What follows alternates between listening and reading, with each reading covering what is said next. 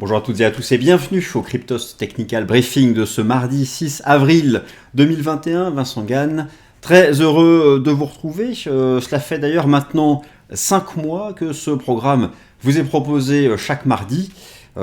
J'espère donc que le concept continue de vous plaire. Alors installez-vous confortablement, voilà le petit programme aux petits oignons du jour.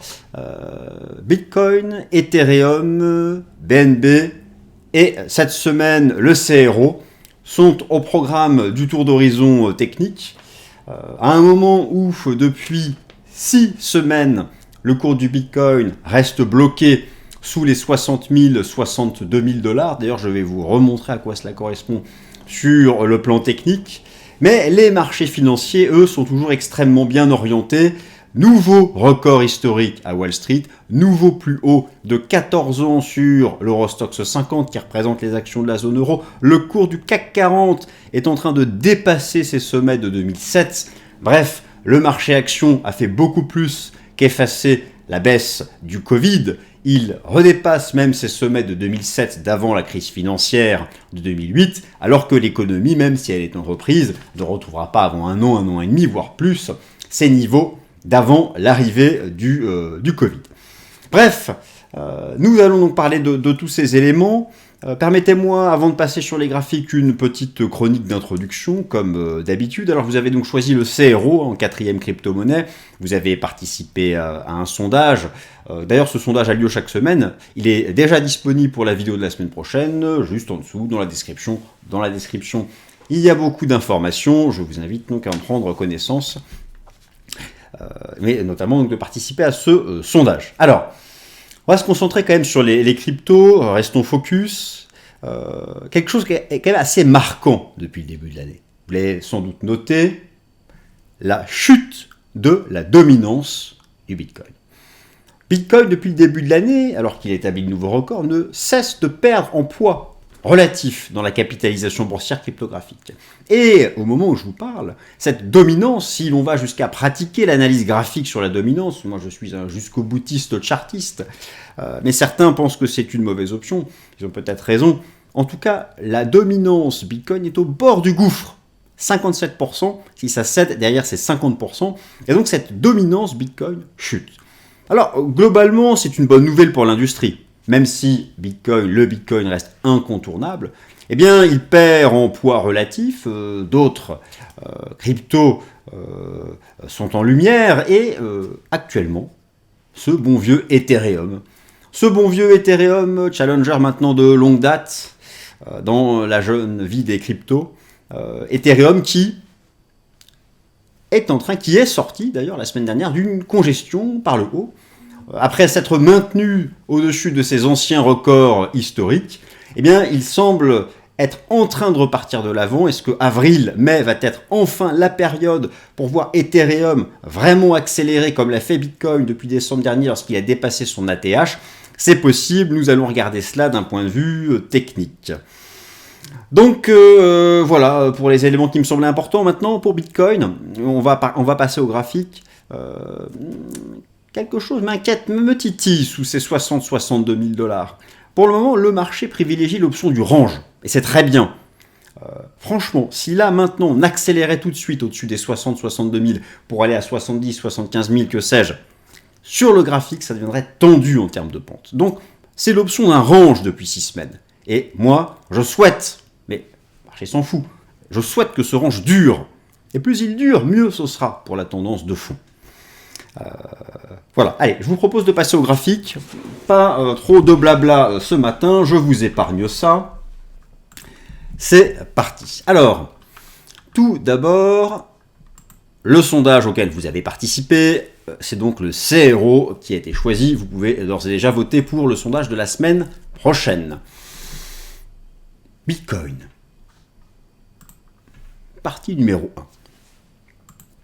Le cours du Bitcoin se maintient depuis... Alors, vous avez à gauche le contrat futur Bitcoin en bougie japonaise hebdomadaire, depuis 6 semaines sous les 60-62 000 $, et à droite en échelle classique en données journalières.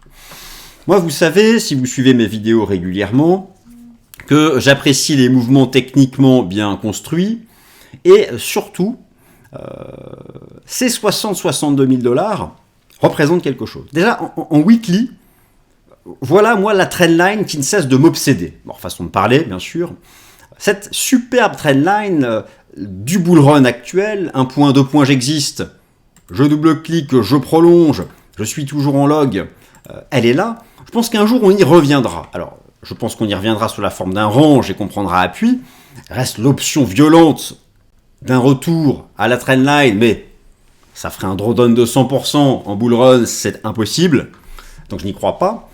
Et donc, je surveille depuis quelques semaines ce qui se passe sous ces 60-62 000 dollars. La trendline, alors qui m'inquiète, c'est celle que je souhaiterais obtenir. Elle m'inquiète parce que je pense que on ne peut pas s'en éloigner, on en est déjà très loin. Imaginez si là on partait en mode vertical, fusée à 60-75 000 dollars, ça deviendrait vraiment beaucoup trop surétendu à la hausse. Donc moi j'ai toujours ce scénario qui est celui, il n'est pas très excitant, mais de ce range entre la trendline et la résistance à 60-62 000 dollars. Alors nous verrons bien, la trendline donc, qui m'inquiète façon de parler, attention toujours au RSI ici sur le contrat futur, ça a encore tenu. Encore une fois, à la clôture hebdo la semaine dernière, ça a tenu. Nous ne répétons donc pas pour le moment le scénario de l'été 2019, où la sortie par le bas, comme l'enseigne le créateur du RSI, avait donné le point de départ d'un long range, voire d'une correction. Ici, c'est celle du Covid, attention. Mais là, ça tient encore, et donc ça peut en tenir des semaines et des semaines encore.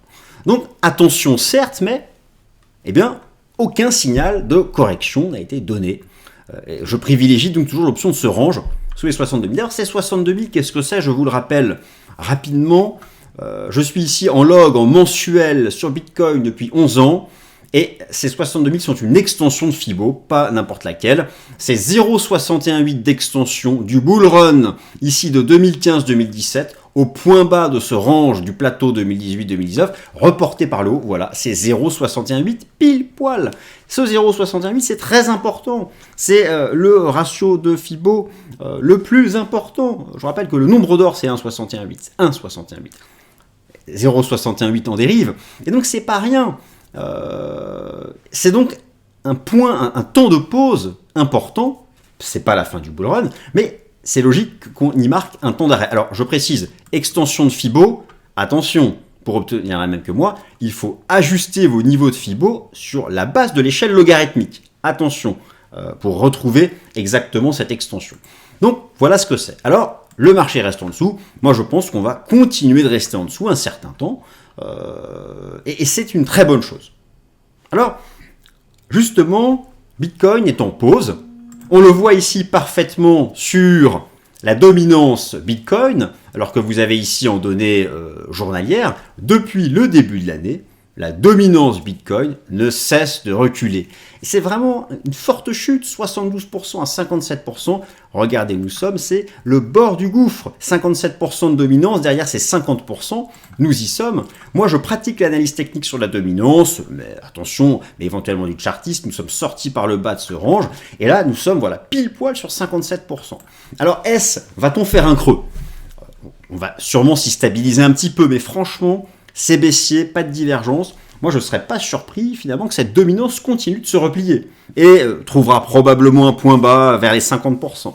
Donc, nous sommes dans cette phase de marché d'un range Bitcoin sous les 60 000 pour des bonnes raisons techniques et avec, donc, le recul de la dominance. Ce qui signifie que si la dominance recule, il y a un passage de témoin et, partie numéro 2, le premier à en bénéficier, et je pense que ça s'accélère, c'est l'Ethereum.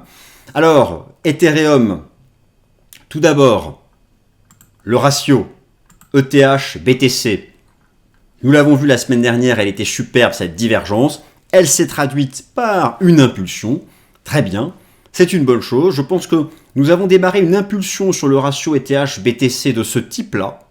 Et donc, je ne serais pas surpris que le ratio continue d'avancer en direction de ces sommets ici de la fin du mois de janvier. Donc, surperformance d'Ethereum vis-à-vis de Bitcoin. Ce que cela donne, donc, ici à gauche, toujours bougie hebdomadaire en log, à droite journalier en linéaire, eh bien, Ethereum s'est donc maintenu au-dessus de son ancien ATH, sauf que depuis qu'il a dépassé son axe ATH, il n'accélérait pas. Bitcoin a fait x3 quand même. La performance, le premier trimestre vient de se terminer. 100% de perf pour le Bitcoin au T1.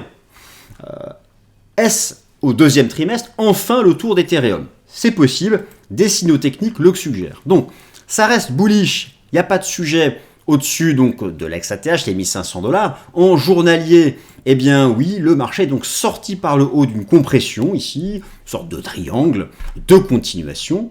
Alors, piège technique ou pas, on s'interroge toujours. Vous savez, l'analyse technique n'est qu'un modèle de probabilité, attention.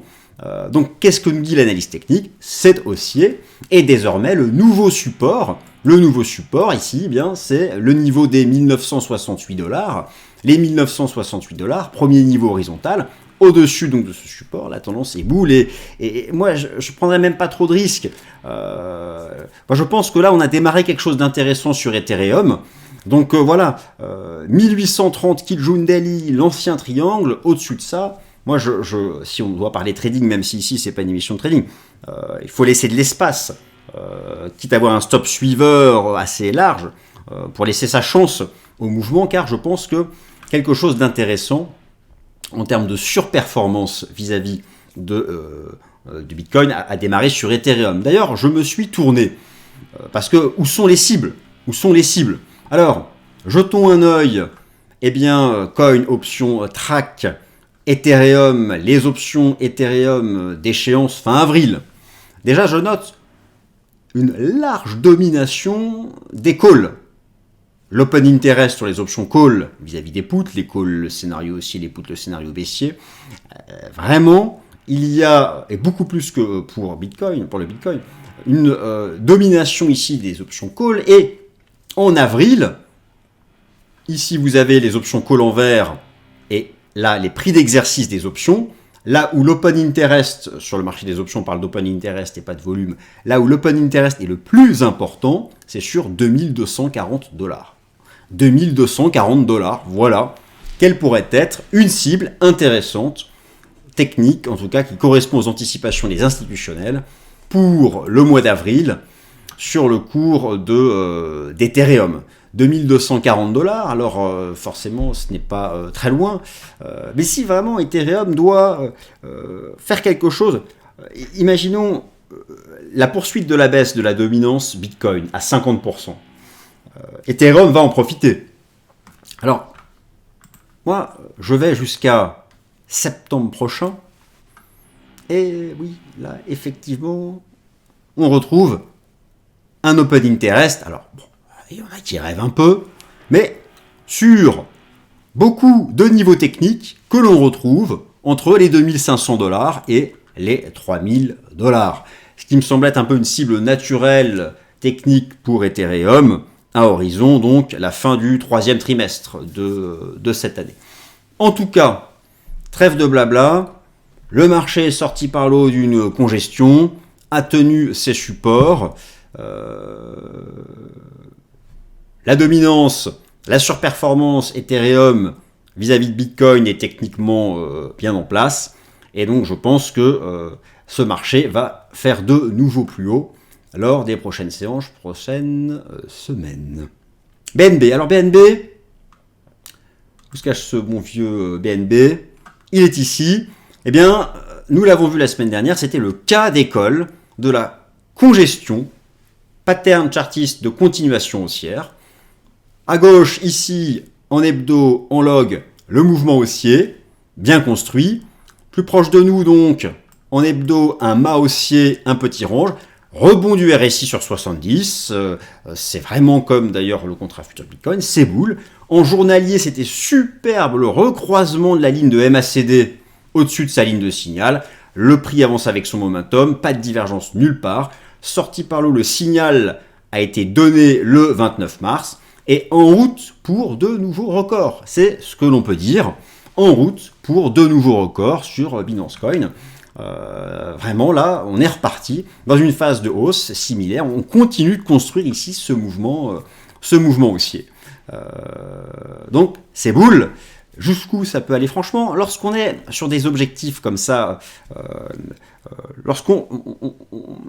Bon, le price discovery, le principe du price discovery, vous savez, lorsqu'on est en price discovery, moi je vois tout le monde essayer de trouver des cibles techniques, des extensions. Bon, vous voyez tout à l'heure cette extension sur Bitcoin. Bon, personne ne sait, personne ne sait. Tant qu'il n'y a pas de divergence, il faut laisser la tendance s'exprimer. Moi j'ai une expression favorite, si je devais en retenir qu'une en analyse technique, c'est la tendance se relance plusieurs fois, mais ne se retourne qu'une fois. La tendance se relance plusieurs fois, mais ne se retourne qu'une fois. L'analyse technique donne les signes de retournement. Eh bien, sur BNB, aucun signal technique d'affaiblissement de la dynamique, c'est même le contraire. Et donc, il faut laisser la tendance s'exprimer. Nouveau support, l'ancien sommet cours de clôture, les 330 $, permettent éventuellement de gérer le risque avec un stop suiveur dans le sens de la tendance haussière. Le CRO donc, que vous avez choisi en 4e crypto-monnaie, alors le CRO est ici. On va l'appréhender de la même façon. À gauche, en log, en hebdo, à droite, en linéaire, en journalier. Alors, bon, ça a bien progressé. On sait tout le mouvement récent depuis le début de l'année très bien. Le marché actuellement est en pause. Alors, à gauche, en weekly, il y aurait ici une sorte de divergence. C'est pas une divergence, ça, sur le RSI, d'accord? C'est pas du tout une div. On est repassé entre-temps à 50. Mais tout de même, il y a quelque chose. Alors, on se maintient en dessus de 70. Voilà les anciens records en weekly. Bon, c'est 0,17 en cours de clôture. Au-dessus de 0,17, c'est boule. Ça, c'est la chose technique, factuelle que l'on peut dire. Au-dessus de 0,17, c'est haussier. Notez le rôle des 50 sur le RSI journalier. Cependant, actuellement, nous sommes dans une sorte de dérive latérale, bien ici attrapée par la Kijun en données journalières, et je pense que cette dérive latérale n'est pas terminée.